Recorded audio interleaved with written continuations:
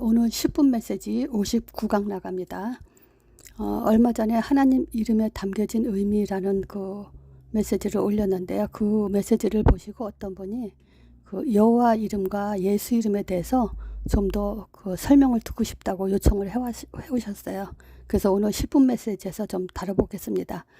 오늘 이 메시지는 여러분들 역시 이런 질문을 받았을 때 어떻게 설명해 줄 것인가, 이런 답을 준다는 마음을 가지고 개인화하는 시간이 되길 바랍니다.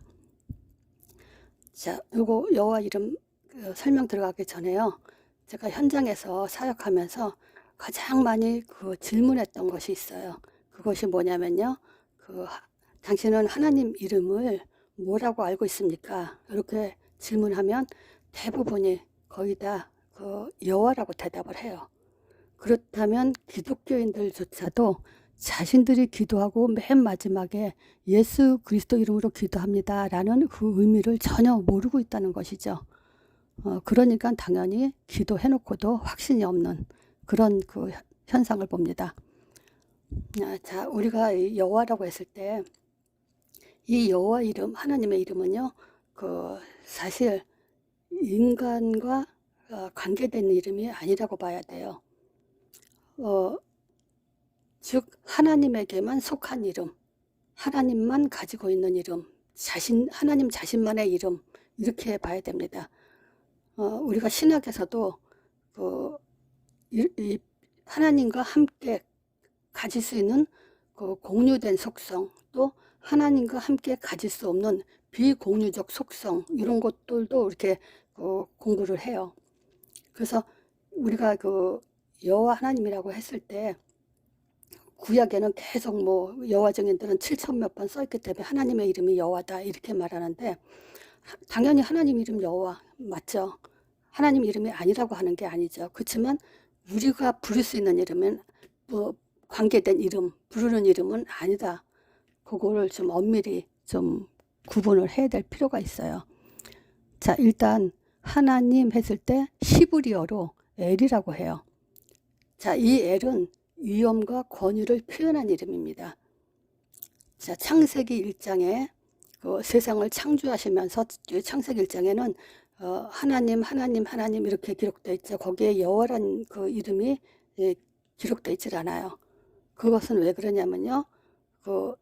엘로힘, 즉 엘자라는 것만 초점을 뒀기 때문에 창조주 하나님, 거기는 창세기 1장은 엘로힘이죠. 원어도는 엘로힘으로 하나님 그러면 엘로힘으로 기록되는데, 즉 창조주 하나님 그 의미를 담고 있어요.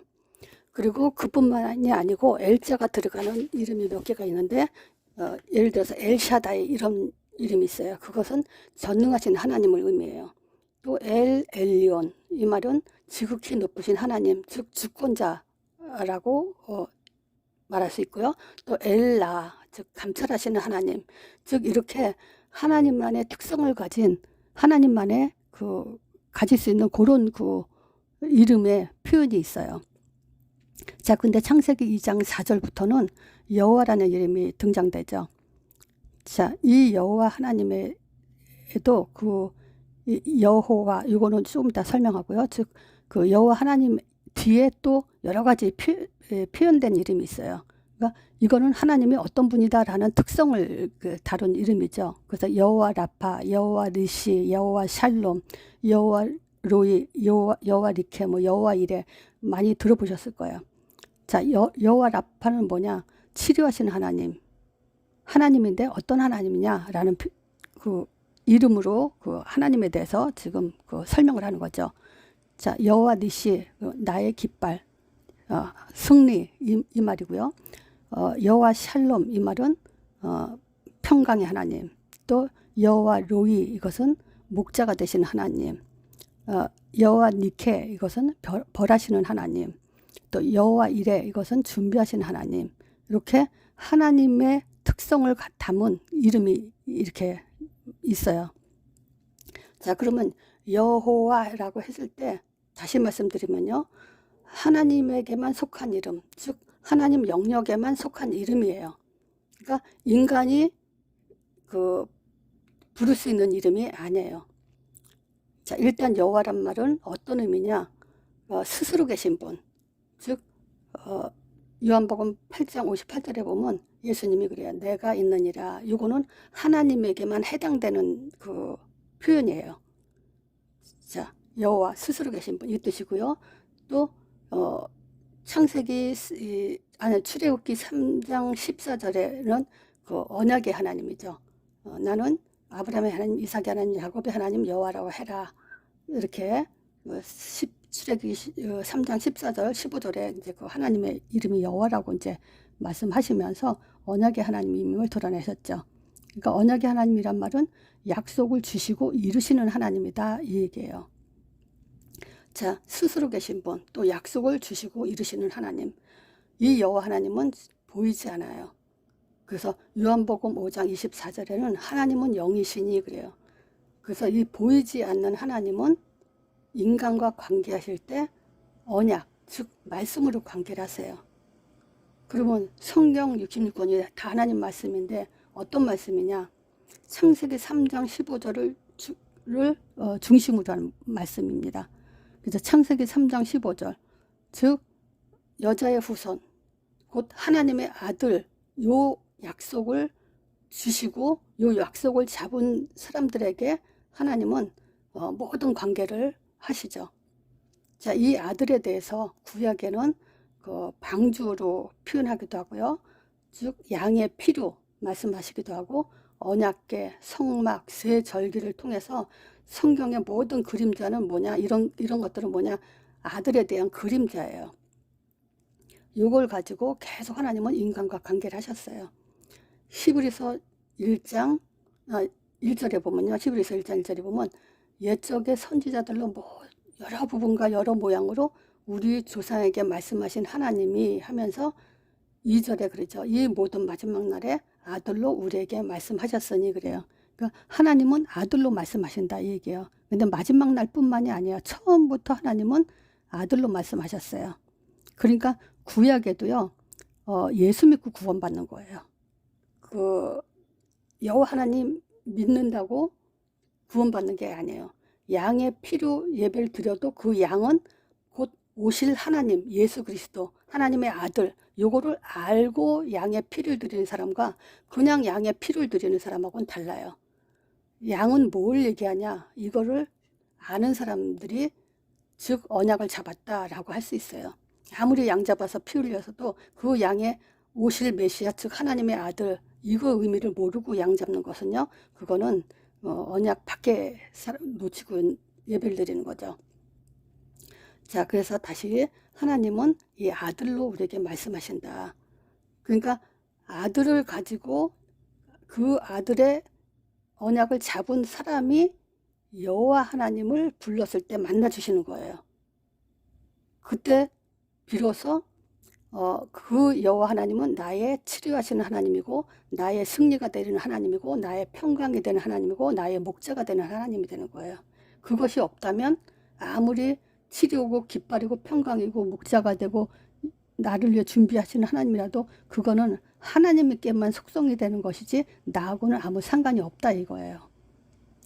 자, 디모데전서 2장 5절에도 보면요. 하나님은 한 분이요 또 하나님과 사람 사이의 중보도 한 분이시니 곧 사람이신 그리스도 예수라 그래요. 즉 하나님은 한 분이에요. 하나님은 예수 그리스도 하나님 아들 통해서만 하나님과 인간이 관계를 한다. 이제 그 기록이죠. 요한일서 5장 10절에는 좀 더 설명을 자세히 했죠. 자, 10절에 하나님의 아들을 믿는 자는 자기 안에 증거가 있고 또 하나님을 믿지 아니한 자는 하나님을 거짓말하는 자로 만드나니 왜 그러죠? 이는 하나님께서 그 아들에 관하여 증거하신 증거를 믿지 않기 때문에 거짓말한 자로 만들고 있다는 거예요. 그래서 또 증거는 이것이니 우리에게 영생을 주신 것과 이 생명이 그 아들 안에 있는 그것이다 그랬어요. 아들인 자에게 생명이고 아들이 없는 자에게 생명이 옵니다. 여호와 하나님이 우리에게 인간과 관계할 때 우리를 만나줄 때 목적은 뭐냐면 영생을 주기 위한 거예요. 하나님 안에 여호와 하나님 안에 들어오게 하기 위한 것이 목적이에요. 그 여호와 하나님이 영생을 주시기 위해서 증거를 줬다는 거예요. 그 증거가 언약이고 말씀이고 하나님 아들이라는 거예요. 이거를 놓치고는 하나님, 여호와 하나님과 우리는 관계가 없어요. 그렇다면 여호와 하나님과의 관계는 증거, 하나님의 아들, 요거예요. 그래서 요한복음 17장 11절 12절을 보면요, 내게 주신 아버지의 이름으로, 예수님이 그러셨죠. 내게 주신 아버지의 이름으로. 그럼 예수 이름은 하나님의 이름이다, 이 얘기예요. 그래서 예수 이름 부를 때 우리는 여호와 하나님과 관계가 돼 있다, 이 얘기예요. 그렇지 않으면 예수 없이는요, 여호와 하나님은 우리와 상관이 없어요. 자, 이 예수 이름의 뜻이 두 가지가 있죠. 마태복음 1장 21절, 아들을 낳으리니 그 이름을 예수라 하라. 이는 그가 자기 백성을 저희 죄에서 구원할 자심이라. 그래서 예수 이름은 구원자. 또 마태복음 1장 23절에는 처녀가 잉태 아들 낳으리니 그 이름은 임마누엘이라 하라. 하나님이 나와 함께하는 방법이 바로 예수 이름이라는 거예요. 자, 또 요한복음 14장 26절에 보면 보혜사 곧 아버지께서 내 이름으로 보내실 성령 그랬어요. 그러면 이 예수 이름으로 보내실 성령은 내게 내주하시고 인도하시고 역사하시는 거예요. 즉 예수 이름이 내주고 예수 이름이 인도하고 예수 이름이 성령 역사하는 이름이라, 이 얘기죠. 자, 정리하자면요, 여호와 이름은 인간이 호칭, 부를 그런 이름이 아니다. 여호와 이름은 하나님의 목적, 계획, 뜻은 예수 이름에 있다는 거예요. 이게 말씀이에요. 그래서 예수 이름을 거꾸로 반대로 뒤집어서 예수 이름을 가지고 있어야 그 여호와 하나님이 나와 이제 함께 하게 된다는 거죠. 그래서 예수 이름, 즉 요걸 가지고 또 다른 말로 언약 잡았다, 이 얘기예요. 예수 이름 모르고는 아무리 언약 잡았다 얘기해도 그거는 말장난이지, 그 예수 이름 모르고는 언약 잡았다가 아니죠. 그러니까 그 제가 그 전도 사역을 하면서 실제 현장에서 사역하는 사람조차도 내가 하나님의 이름이 뭐냐고 물어보면요, 그 여호와라고 대답하더라고요. 그러면 이 사람은 사역하면서 언약 잡아란 말을 무진장 많이 한 사람이에요. 언약 잡아야 된다. 근데 예수 이름 모르고 언약 잡아라가 뭡니까? 그거는 말장난에 불과하죠. 자, 이 예수 이름으로, 즉 이 예수 이름 언약 잡아야만 하나님은 우리의, 다시 말하면 치료의 하나님이고 승리의 하나님이고 평강의 하나님이고 나의 목자가 되시고 나의 모든 것을 미래를 위해서, 응답과 미래를 위해서 준비하시는 하나님이 되는 거죠. 자, 요 정리가 이제 그 여호와 이름과 예수 이름의 그 좀 구분할 수 있는 설명이라고 할 수 있어요. 그래서 그렇잖아요. 우리가 구약에는 여호와 이름 있고 또 우리는 예수 이름으로 기도하고, 여기에 대해서 분명히 그 설명을 해달라는 사람은 분명히 있을 겁니다. 그럼 여러분들이 어떻게 설명할 것인지 그 부분에 대해서 좀 분명하게 확실하게 이렇게 설명을 해줄 필요가 있죠. 자, 그럼 여기서 조금 더 우리가 조금 다뤄볼 게 뭐가 있냐면요, 여호와 증인들이죠. 여호와 이름이 하나님의 이름이다 라고 주장하는 사람들이요. 자, 그러면 그런 사람들한테요, 우리는 이렇게 질문을 해봐야 됩니다. 여호와 하나님이 하나님이란 증거가 뭐냐, 이거예요. 즉 너가 믿는 여호와가 진짜 여호와 하나님이란 증거가 뭐냐. 예를 들자면요, 아랍인들, 유대인들, 뭐 그 중동 지방 사람들요, 다 여호와 하나님이라고 얘기를 해요. 아랍인들은요, 그 이스마엘의 후손들이죠. 이스라엘의 유대인들은 이삭의 후손들이고요. 그래도 그 사람들조차도 다 하나님은 여호와라고 얘기를 해요. 근데 이 사람들은 서로 원수가 돼 있죠. 그러니까 여호와 증인들도 마찬가지예요. 그런 사람들과 똑같이 여호와가 하나님이다 라고 말하면서 그 여호와 이름만 가지고 여호와 하나님이라고 떠드는데, 모든 그 여호와를 하나님이라고 하는 사람들은요, 증거 없이, 하나님은 한 분이잖아요. 근데 자기네들이 각자 여호와 하나님이라고 부르면서 아무 증거도 없이 그냥 하나님이라고 믿고 있다는 거죠. 그런 사람들한테 이 질문을 해봐야 돼요. 진짜 여호와 하나님이란 증거가 뭐냐. 그랬을 때 창세기 3장 15절 하나님의 아들 예수 이게 나와야 된다는 거죠. 말씀, 언약 이런 것들이 나와야 돼요. 또 두 번째 질문요. 여호와가 너를 구원했다는 증거, 즉 무엇을 보장해 줬냐. 그 보장했다는 증거가 뭐냐. 그렇잖아요. 우리가 왜 하나님을 믿습니까? 구원받기 위해서죠. 하나님과 함께하기 위해서. 그러면 하나님과 함께한 증거가 뭐냐 이 얘기죠. 나를 구원했다는 증거가 뭐냐. 그걸 증거를 대보라 그래야 되죠. 아니 보이지 않는 하나님이 자기를 믿게 하기 위해서는 뭔가 믿을 수 있는 증거를 주지 않았겠습니까? 그렇게 주지 않고 하나님이라고 하면은 사단도 귀신도 다 마귀도 따라할 수 있는 그것을 가지고 우리가 어떻게 구분합니까? 이런 말을 할 필요가 있죠. 그런 사람들한테.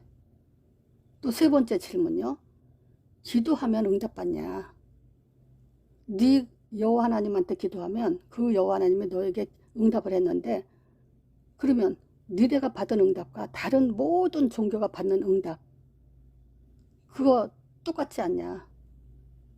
어떻게 구분하냐? 하나님이 줬는지 다른 그 종교 즉 마귀, 사단, 귀신도 다 응답 주는데 그들이 그 존재가 줬는지 그걸 어떻게 구분할 수 있겠냐? 네가 믿는 신이 줬는지 그 구분할 수 있는 증거가 뭐냐? 그런 것들을 우리가 물어볼 필요가 있죠. 또 여호와 증인들 중에요. 예수가 하나님의 아들하고 인정을 합니다. 그리고 예수 하나님의 아들 예수 구원자라고 말하는 사람들이 있어요. 근데 사실상 이 사람들이 신성은 부정하고 있거든요. 그럴 때 질문 두 가지로 하면 돼요. 첫 번째 질문이 뭐냐. 하나님 아들이라는 의미가 뭐냐. 그 아들이라는 의미가 뭔지 무슨 말인지 아냐. 낱말 뜻도 모르고 있죠. 이 사람들은. 하나님 아들이라는 의미는 하나님 자가 들어갔잖아요. 그러니까 하나님이시고 또 아들이시다 이 말이에요. 그러니까 하나님의 아들이라고 말하면서 신성을 부정하는 것은요. 낱말 뜻을 모르는 어불성설이요. 지금 의미도 모른단 말이에요. 굉장히 무식한 거죠. 지금 이게. 그리고요. 신성은 부정하면서 예수가 구원자라고 한다면 인성을 가지고 구원했단 말이잖아요. 그러면 인간이 구원할 수 있다. 인간이 구원자다라고 말하는 것이거든요. 이거는 구원은 오직 하나님에게만 있는데 이렇게 말하는 것은요. 하나님을 모독하는 죄죠. 인간도 구원할 수 있다. 이 말이니까. 굉장히 큰 위험한 그 무식한 사람들이죠. 이런 사람들은. 자 그래서 10분 메시지라 좀 길어졌는데요. 정리만 잘 마음에 담고 또 이것을 개인화하는데 좀 힘쓰신다면 하나님의 많은 문들을 앞으로 붙여질 거라고 저는 믿습니다.